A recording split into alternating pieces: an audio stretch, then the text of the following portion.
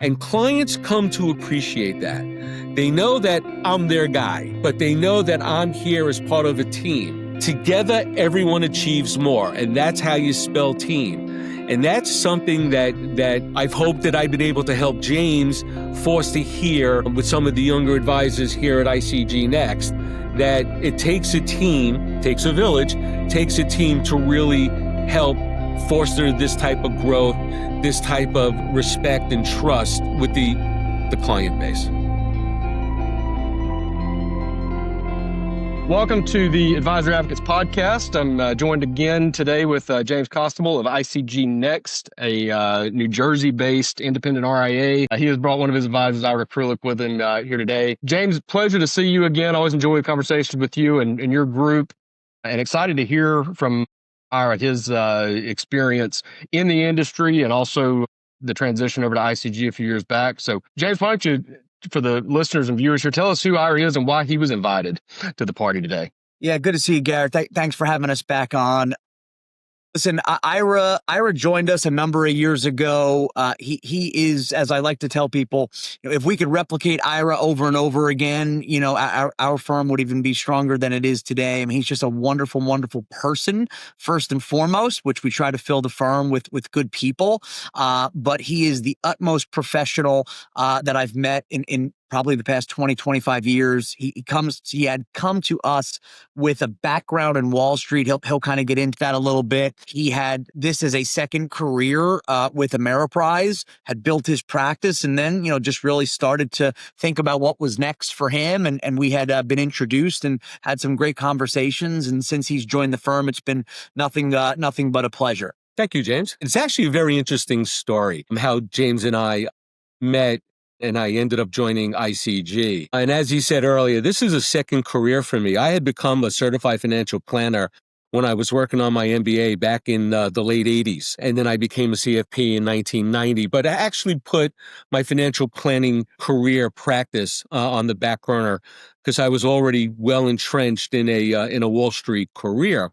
So after about a 25-year gap between being offered a position and accepting it at IDS, which became Ameriprise, I joined Ameriprise in 2013, 2014.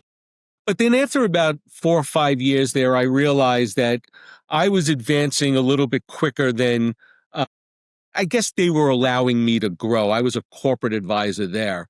And then through a headhunter phone call, James and I ended up having a cup of coffee in the summer of 2019. And to make a long story short, in September of 2020, I joined ICG Next. And my only regret is that I didn't meet James in 2014 and joined at that point in time. It's been absolutely a fantastic partnership, relationship. The camaraderie here is second to none. And the ability to allow me to grow and really grow my business has been absolutely phenomenal. Yeah, and I know I talk with a lot of advisors that are leaving that corporate culture, right? I mean, every advisor is a little bit different how they get into the industry, but it's very, very common for an advisor's first gig in the industry to be with some type of a W-2 model. Come in, we're going to give you everything you need. You're going to get about a 40% payout. We're going to more or less tell you how to do things, but you're in charge of finding your own clients. We're going to give you the tools and everything you need we're going to give you the weapon, but you have to do the hunting, right? We're going to give you what you need to get it done and show you how. And then there comes a point as advisors grow up a little bit in the industry and start to learn a little bit about what they're doing, that they think, you know what, there's something, and a lot of times it's money, because you do typically more or less double your payout when you go from that model to an independent model. But it's also, a lot of times, it's not just about the money. A lot of times it's also about the autonomy and about the, there are certain things you want to be able to do in your practice that you're not able to do where you're at right now. But for the scary thing for advisors in that seat is that they don't know what they don't know, and it's a big jump. And then the W-2 firms are really going to scare you basically into making it sound like you have absolutely no idea what you're doing out there on this side of the universe. And if you make this jump, you're going to be a fish out of water and all this kind of stuff. From my experience, when I made that transition from something like where you were to something like where you are now, very little about my day-to-day responsibilities really changed. It was just doubling the payout, and I had a little bit more I don't know if creative control is the right thing, but nobody was telling me which funds I could or couldn't put in the portfolios, and nobody was telling me how to run my business. It was I had people there to help guide me, but it wasn't to boss me around and tell me what to do. But I didn't have to worry about payroll. I didn't have to worry about running a website. I didn't have to worry about all these other things. All that stuff was still provided for me. My job and my life didn't really change that much. I just made twice as much money. James knows this about me. I have this knack for going on these long dialogues that never have a question involved. There is a question somewhere in there. Respond to that how you like, but would you agree or disagree, I guess? I don't know. And Garrett, I'm actually going to agree with a lot of what you said, and let me jump in. It's interesting that everything that you said about the W-2 type organization, corporate organization, is absolutely correct. But there were a lot of boundaries, a lot of guidelines, a lot of, let's call it, I don't want to say disciplines, as far as, like compliance disciplines, but just the way of doing business. Having been a corporate Wall Street guy for many, many years, I was able to see that a lot of those restrictions was actually not allowing me to really advance and grow and learn and bring on the type of business that I was looking to bring on. For example, one of the things that James and I talked about early on in our meeting was, the difference between advising clients and becoming a consultant and a partner to a client and to being a salesman. All right. And very much the W-2 model, because it's all about generating revenue, generating commission dollars, whatever, it's sales, sales, sales. And I actually had a couple of incidents with senior management in the W-2 environment where, they would say to me as a salesman, I would say, what, I have a little bit of a problem with that. I want to be an advisor to my clients. I want to be a consultant to my client. It's not about the sale. It's about the advice. It's about the trust that comes with extensive advice. So as James and I were speaking, and I'm going to put a pin in that for 1 second, because back in my corporate days, I always used to tell, when I was a senior manager on Wall Street, I always used to tell the guys that worked for me, take the meeting, all right? When you get the phone call from the headhunter, take the meeting, because otherwise you don't know what you're really worth out on the street. So when I got the phone call back in 2019, I took the meeting and James and I met, and I really learned in that very first meeting that we had over a cup of coffee at Starbucks around the corner from here, the potential for growth that I would have by going the independent route. But not only the amount of freedom that I would have and the amount of growth that I would have, but the amount of camaraderie that I would have with the other advisors here, that I could continue to learn and I could continue to teach what it is that I wanted to do. So the W-2 model, yes, they're going to give you a little bit of a paycheck, day one, but they think they own you for doing that. And here with me, this being a second career and trying to be, sorry guys, the purist when it comes to offering financial advice, I knew that this was a match made in heaven. I knew this was going to be the opportunity for me to expand my knowledge, to expand my footprint, for me to share some of my experiences with the youngins in the office here, which is something that I've always loved to do, the mentoring. And that's where the marriage between Ira Krulik and ICG Next really, that's where the rubber really hits the road, where for everything that I get from ICG, I'm actually able to give back the equal amount. And that's what really gets me up in the morning, getting me to I come into the office every day, unless the granddaughter needs me, I'm in the office every day, because if I'm not servicing my clients, I'm learning from the other advisors in the office, or I'm sharing some of my experiences with them. You said something right there about you're a purist, for lack of a better, I think that was the way you worded it, for lack of a better word, was a purist. And it just got me thinking a little bit there. I don't know if any firm wants to necessarily go around publicly boasting that their biggest attribute is that they're the greatest salespeople in the world, right? Like, nobody's going to do that. Everybody is client first. We put the client first. And a lot of times we use words like fiduciary and financial planning and a lot of these big buzzwords to really help, tell that story.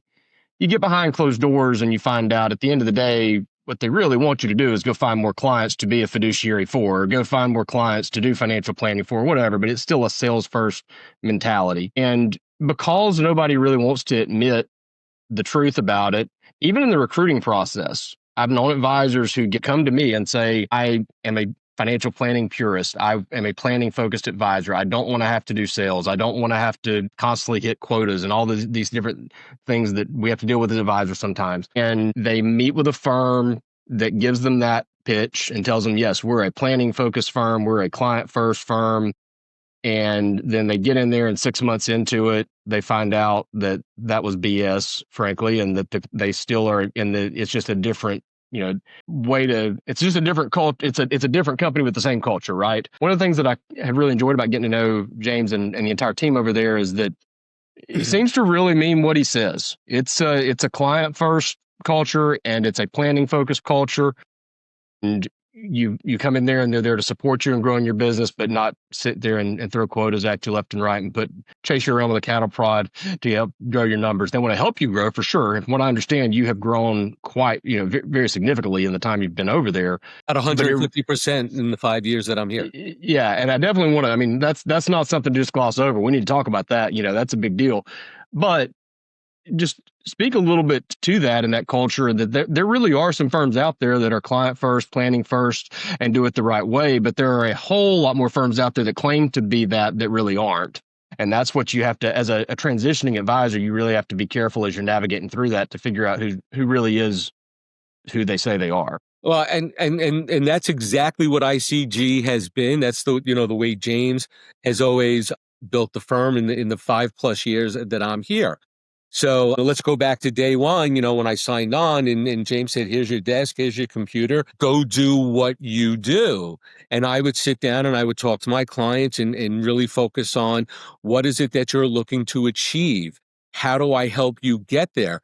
Never once did I say, I've got this product to put you in or this, that, whatever. It was always about, yes, the financial plan. How do we achieve the goals that we need to achieve? As a matter of fact, the investment portfolio aspect of the relationship by design on my side and something that is very adherent here at ICG is the last part of the conversation. First and foremost, we want to make sure that the patient is stabilized, right? God forbid you need to go to an emergency room.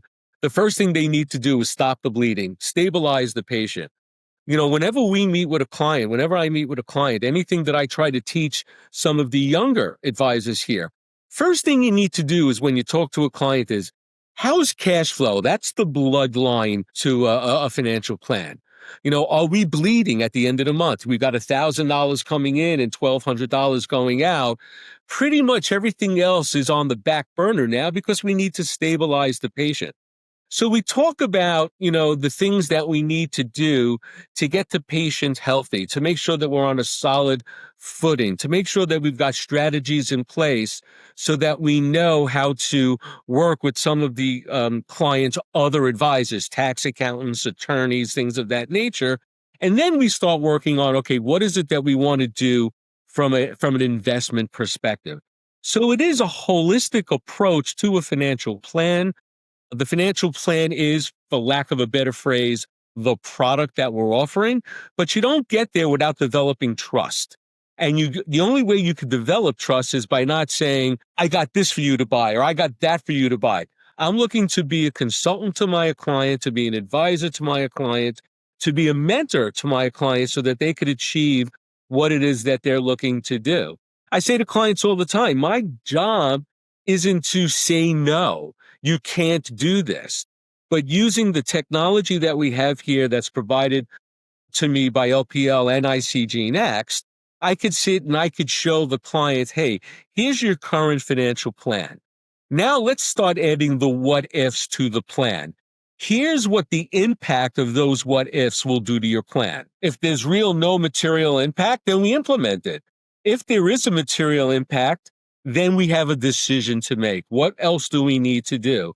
So that's the type of relationship that we're looking for. We're not looking to sell products. We're looking to advise clients on what they need to do to achieve life's financial goals that they've set forth. And that's very, very much the first conversation we had with them. What is it that you're looking to achieve? I say to clients all the time, what are you looking to do when you're no longer working for the purpose of earning an income? Because you're not going to sit on the porch and wait to die. So you're going to start doing other things. Well, those things have a financial impact. Let's figure out what impact, whether it's adding assets or subtracting assets or some combination of the two.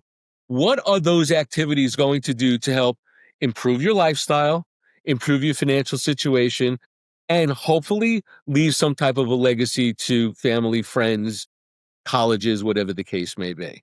So that's really where James and I very much met up on that very first conversation. We were both on the very same page as to what it is that we're looking to achieve here.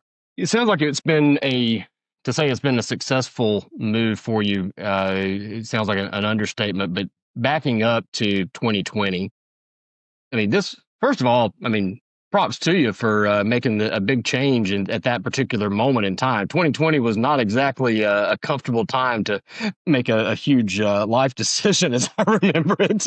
But I'd love to hear about how that part. It sounds like after that, it's going great. I know that it sounds like it's been an exceptional move, and you're glad you did it. But just that's something that some advisors are a little hesitant to make a move. And hey, I'm not sitting here and trying to say that that's a bad call to not make the move just because you don't want to go through the work. Sometimes it's too much. Sometimes it's not worth it, right?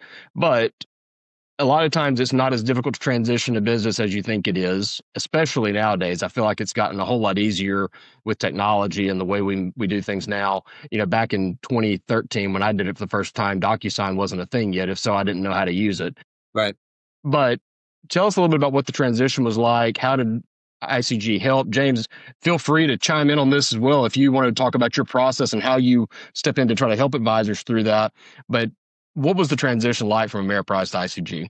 The transition could not have been more seamless. And again, part of my initial Wall Street career was in operations back when I first started in the late 70s. So I'm very accustomed to learning all the technology, the systems, the whole nine yards. So prior to me joining, or I should say prior to the actual transition, I had some of the technology for about a week to 10 days. And so I was able to, literally start at the first menu item and just click all the way down so I could understand what the different screens were. But there's a team here. James made it a point to have me work with some of the team here, that between the different Excel spreadsheets that I created and the emails that went out, my transition, I don't think, took more than 3 or 4 business days before all of my clients were contacted and the paperwork was signed, sealed, and delivered and moved over. In my transition, and off the top of my head, I don't remember exactly how many households we were talking. I had one household not come over. And since then, in the 11 years that I've been doing this, I've lost one client only because her son became a financial advisor over at Merrill Lynch. So, I mean, I wish him the best of luck. I actually talk to him every now and then, but I've been able to do that. But the transition in my entire Wall Street career, spanning more than 40 years, I've never experienced any type of leaving one, joining another that was as seamless as this process was. The team here, Dan Manzi and Kristen, were absolutely exceptional. The paperwork got filled out. It got sent out to clients. And yes, most of my clients at that point in time were new to DocuSign as well. Click, click, everything came over. And I don't think, like I said, it was more than 4 or 5 business days that the assets started rolling in. So we literally hit the ground running. Very seamless, very professional, and very quick and easy. And I would say, Garrett, listen, I think Ira's 100% correct. I mean, he had a very, very seamless transition. We definitely have a process that we follow. Anytime we onboard someone, which I think is important, right? Laying out the steps in advance so that, the advisor understands exactly what support they're going to get and kind of how we're going to go through at different milestones. But in my experience, actually, it's not the processes, it's not the preparation. It's the relationship that the advisor has with their clients. That's what limits attrition. That's what makes the process seamless. DocuSign helps, technology helps, but at the end of the day, the reality is, and this has been my experience over the past number of years, is that when an advisor, starts making some phone calls, when they go live at their new firm and they're permitted to do so, the reality is they're going to know very quickly whether their clients are ready to make that change with them. Let's face it, the change from one firm to another, in my opinion, especially on the independent side, is really not the single biggest factor. I would argue that it's not a very big factor in some cases that has to do with the client relationship. It's the relationship that the advisor and the client have. And that's really what clients want to know. I mean, they're curious as to, how is this move going to impact me, which they deserve to know. But I would argue that, when Ira started having those conversations, he knew very quickly, and we knew very quickly, that his, that bond was tight, that loyalty was deep, that trust was right where it needed to be. And that's what created the synergy. As a matter of fact, that's what we look at, right? In my initial conversations with Ira, which is similar to any conversations we have nowadays, do we think that they're going to be, a positive to our culture? Have to have that. And that has a lot to do with, who they are as a person. Do we think that they have the expertise that we need of our advisors? Yes. Do we think that they have the willingness to kind of, create a caring environment along with competence? That's really, really important for us, is that our advisors are giving that competence along with the care. I think sometimes those things don't go as side and side as they should. So again, Ira's been a pleasure, and a lot of what he says, is right on the money. For the most part, I would say the lion's share of my client book were friends, colleagues, and family for a very long time before they were clients. Okay. So in the conversation James and I had to talk about, and I don't know if this is where you were going to go next, succession.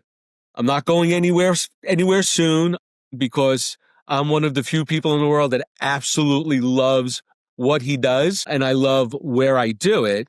But I knew that James and I need to have the conversation about how eventually is my book going to transition when I'm kind of like done, so to speak. James and ICG Next has afforded me the opportunity to mentor my next generation, or the next generation of my book, for the last 5 years, and that's going to continue to go on. So that trust is almost inbred in what will happen when that transition eventually comes to be. I thought it was important to bring that up, because as advisors look to make changes, when they're going from one RIA to another RIA, or they're going from a W-2 to an RIA, in the back of their mind, because I've gone on many recruiting trips to FPA events myself, along with some colleagues here, is always something that's in the back of the mind of an advisor that's making a change. What's going to happen down the road? When I was at the W-2 shop, there was no opportunity to mentor or mentee the succession. Whether it was because that was that particular office or the culture, I don't know.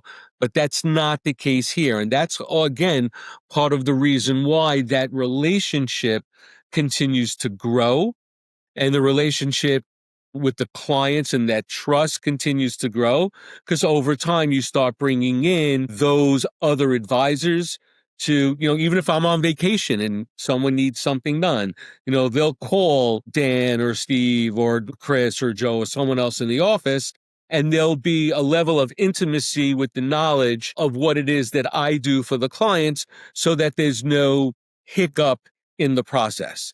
And clients come to appreciate that.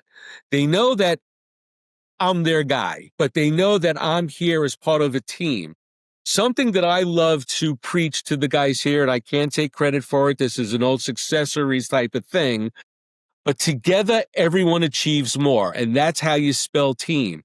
And that's something that I've hoped that I've been able to help James foster here with some of the younger advisors here at ICG Next, that it takes a team, takes a village, takes a team to really help foster this type of growth, this type of respect and trust with the client base. And I think that's something that, and it's, look, sometimes I just have to admit my own biases, right? I mean, I'm not going to say that I'm completely unbiased, but I can at least acknowledge my biases. I am a huge advocate, pardon the pun, but a huge advocate for independence for advisors. I think that generally is better for the advisor, better for the client. I think it's better for the industry. Not to say that all the W-2 shops out there's anything wrong with them. There's a place for them. There are some advisors that are going to perform better in that environment, and I think that there's a place for that. I'm not trying to be completely against it. But at the same time, I'm a big fan of independence. The challenge with independence, though, because I experienced this when I had my RIA, is that, hey, good side of the coin is I was 100% my own man. I could do it exactly the way I wanted to. Nobody was telling me anything. It was my website. I owned the entire thing, process, start to finish.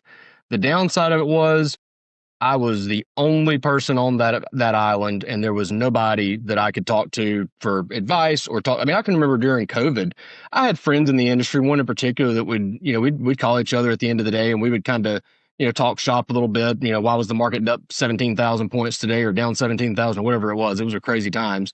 But even if we wanted to give each other advice, we didn't have the same platform. There were things I could do, he couldn't do, things that he could do that I couldn't do. It was just there wasn't a lot of community. There was no community. You're completely on your own. When you can find that ICG type model where you're independent in the sense of how you operate with your clients, but you're not alone, that's such a glorious middle ground where you can have the best of both worlds. And I think that's really sort of the sweet spot for a lot of advisors, is to find that play. And there are some advisors that get on the other side, just like there are some that are going to do better in that W-2 model. There are some that at the end of the day, they want their own name on the shingle. They want their own website. They want the total control of the whole process, and that's totally fine as well. But there is such a large sweet spot for advisors out there who want most of that.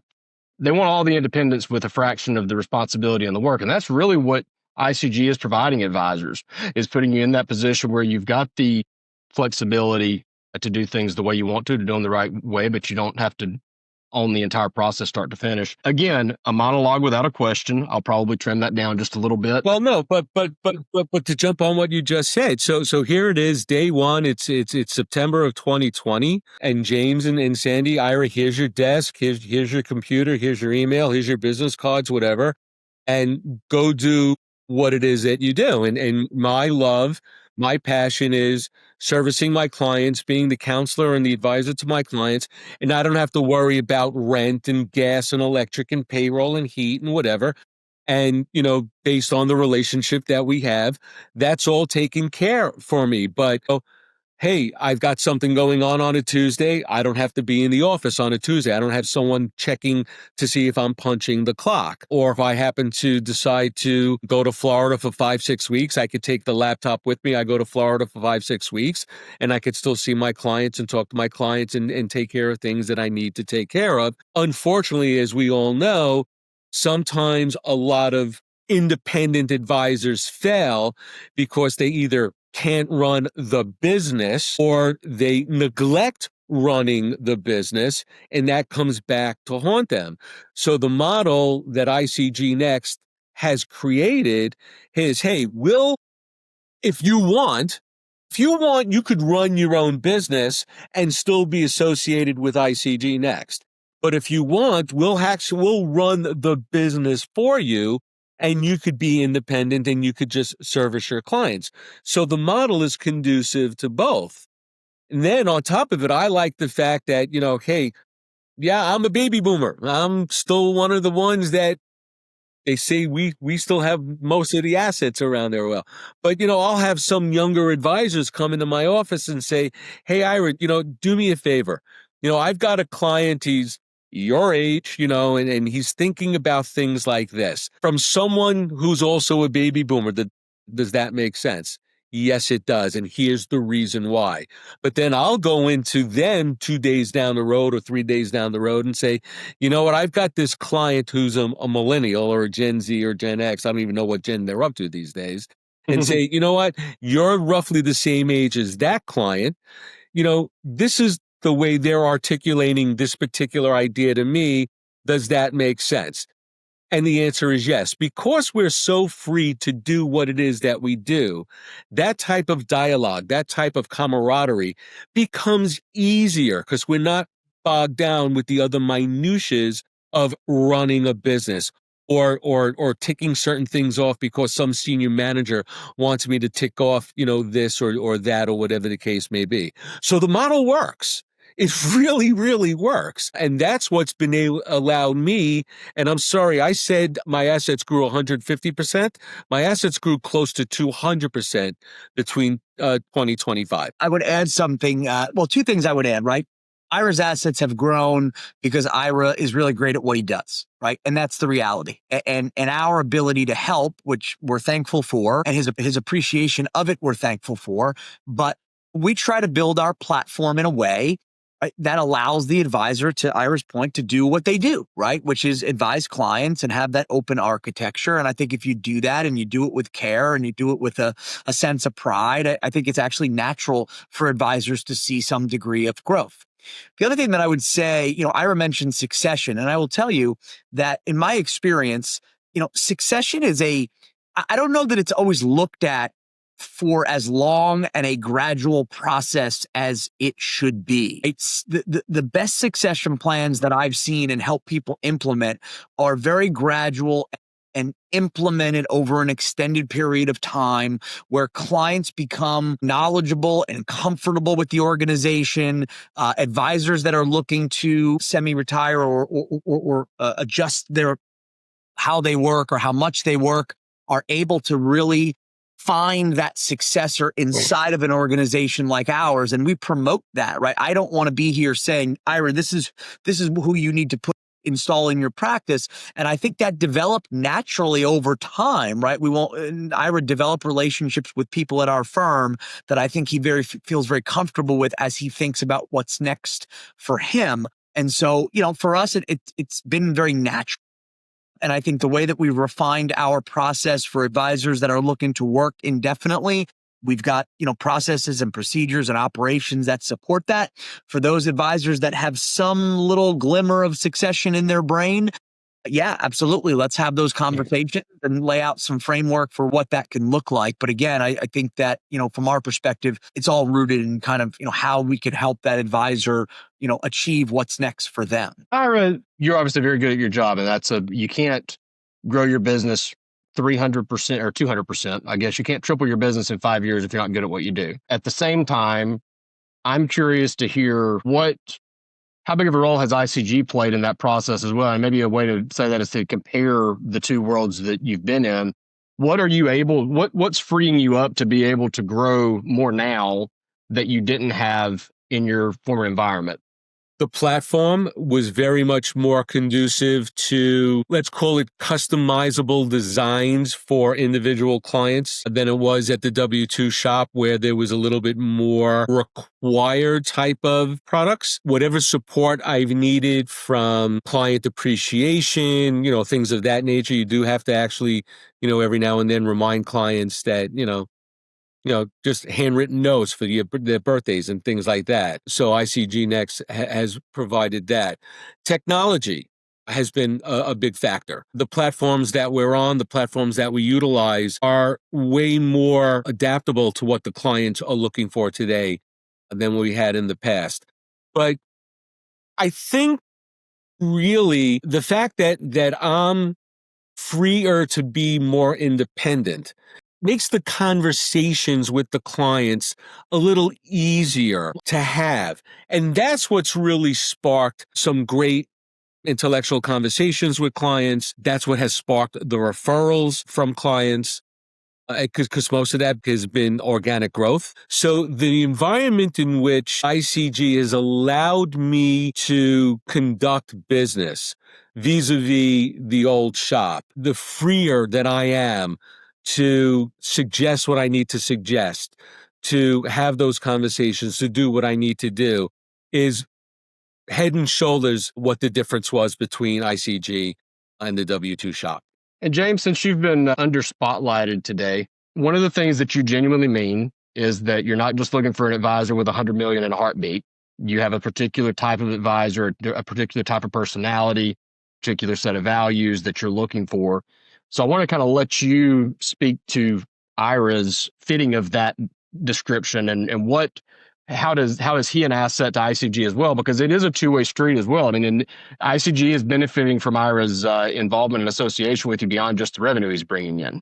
Yeah, I mean, listen, when you're trying, and I've learned this over time, and in some instances the hard way, right? When you're trying to grow a firm inorganically, right, which became a part of my career over time, especially as ICG Next has evolved, you sometimes have to go with your gut initially, right? You've got to sit and have a cup of coffee with someone and really got to kind of be able to peg them as someone that could be good for the culture or not. And by the way, the recruit's doing the same thing of us, right? Trying to identify, are we the same old type of firm or are we different? I would never say better or worse, but are we different? And so, Ira is unequivocally a commodity in this industry, and he is a huge value to this firm. And there's a reason why I brought him on here today, right? And the reason is because I think his story is a great one.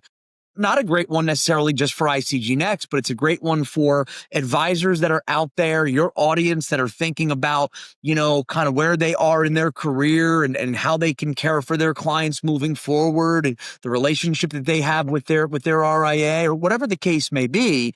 And so for me, it was an easy decision, to offer Ira a spot here at ICG Next.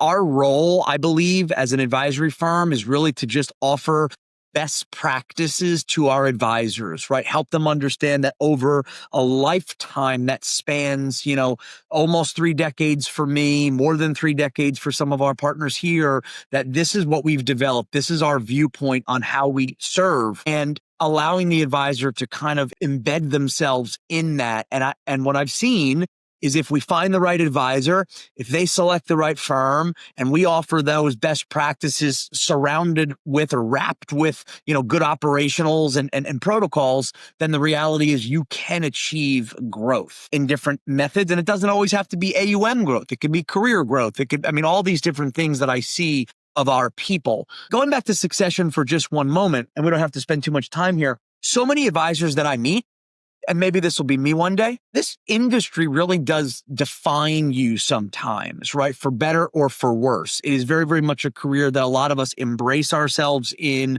It becomes part of who we are. It's become part of what our family and friends know about us. And that's a good thing, right? I think that's some of the biggest, most passionate advisors are the ones that really make this a part of their life. But the second aspect of that, or the unintended consequence of that, is when advisors start to think about moving on, it's a piece of their life that they lose. And one of the things that I've recognized, and maybe I'm going to end up thinking that I'm smart on this, is we're not looking for Ira to leave, right? So ultimately, when he passes the torch, when he starts to think about, the next generation of advisors serving his clients, we've already offered him the opportunity to stay on board in a consultative fashion, use his expertise for mentoring and different technologies that we might be vetting. And so it gives him an outlet to still be part of our firm, just not in the same way that he has been. And I think that's been well received by some of our most tenured advisors that are looking at their next stage, because it's kind of a nice slow transition for them. So it's something that we've been piloting and that we're working on, but it's so far it's going pretty well. Awesome stuff. Well, James and Ira both, I appreciate you both taking the time to come on. This was a great conversation. Really enjoyed it. For advisors out there, if you are interested in learning more about ICG and their team, you can visit icgnext.com. I'm assuming James will be fine if you want to send him an email to jamesc@icgnext.com or give them a call at 732-359-3838. I will, in a very biased fashion, say I would prefer you email me Garrett at the Advisor Advocate so that I may introduce you to James, and then I get credit for the introduction. And my kids in my bank account would appreciate that too. So I'd rather you come through me. That way I can make sure it's a good match and do some vetting and all that good stuff. But if you would be interested in learning more, feel free to give me a call, text me, email me, any of those kind of things. I will warn, I always say this when I give my information out. I have had to change my phone settings so that if you're not in my contacts, it will not ring because I get too many sales calls and all that kind of stuff.